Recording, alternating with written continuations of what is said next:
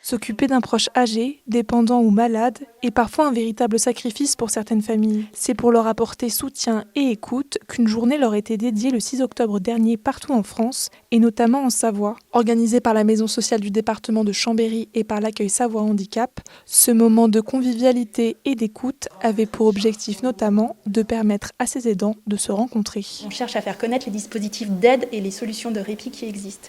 Donc on sollicite les partenaires qu'on connaît au niveau local, autour du bassin chambérien. Beaucoup d'associations œuvrent pour les aidants. Nous, on n'est qu'une des associations qui aide les aidants. Aujourd'hui, on a essayé de rassembler des dispositifs qui sont à destination d'un public très varié. On parle des personnes âgées, on parle des personnes handicapées, différents types de handicap. Sans tout ce que font les aidants en France, bon nombre de personnes ne pourraient pas vieillir chez elles ou être maintenues à leur domicile. Donc il est important de sensibiliser les aidants pour que les personnes qui se sentent seules chez elles ou épuisées, par l'aide qu'elles apportent, ne restent pas seules. Des ateliers d'écoute, de sophrologie et des tables rondes auront aussi permis d'apporter un peu de répit à ces aidants qui ont souvent fait passer leur vie en second plan. C'est le cas notamment de Christophe Milot, retraité. Il fait partie des 11 millions de Français à endosser le rôle d'aidant familial.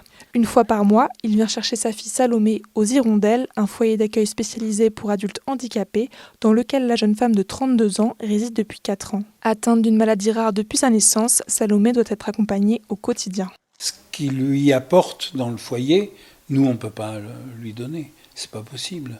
Elle a besoin de quelqu'un tout le temps pour se déplacer, pour manger, pour se laver, pour tous les gestes de la vie quotidienne.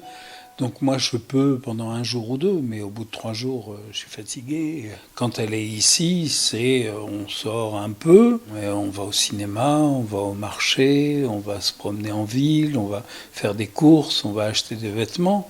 Mais après, on rentre et on est bien fatigué. Petite, Salomé pouvait marcher et faire du sport, mais au fil des années, son état dû à sa maladie s'est dégradé. Elle est depuis 2014 en fauteuil roulant. Maintenant, je sais faire plus rien. Là, je contrôle plus mes gestes de mon handicap. Je perds beaucoup l'équilibre. Mon père, il m'aide pour beaucoup de choses.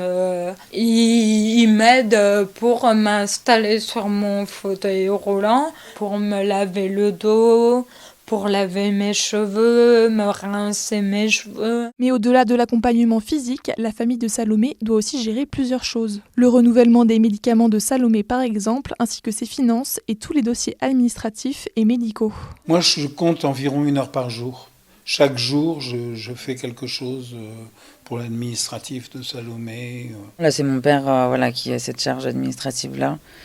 Et mon frère qui a un peu la charge financière parce qu'il est curateur. Moi je suis plutôt dans l'éducatif, même si je suis pas éducatrice avec elle, mais plus tard, comme mon père, il pourra plus, effectivement, je pense que c'est moi qui prendrai le relais. Je l'accompagne à certains rendez-vous pour soulager aussi un peu mes parents, puis on s'organise tous les 3 pour se départager un peu la charge, parce que des fois ça peut être une charge. Et puis après j'aime bien participer à des activités de loisirs comme le dual ski, participer à des moments plus joyeux, plus festifs que des rendez-vous médicaux. Malgré la maladie, Salomé croque la vie. Poterie, ski, parapente, cours de danse, mais ce qu'elle aime par-dessus tout, c'est le chant. Une passion qu'elle partage avec sa famille lors des week-ends passés avec eux.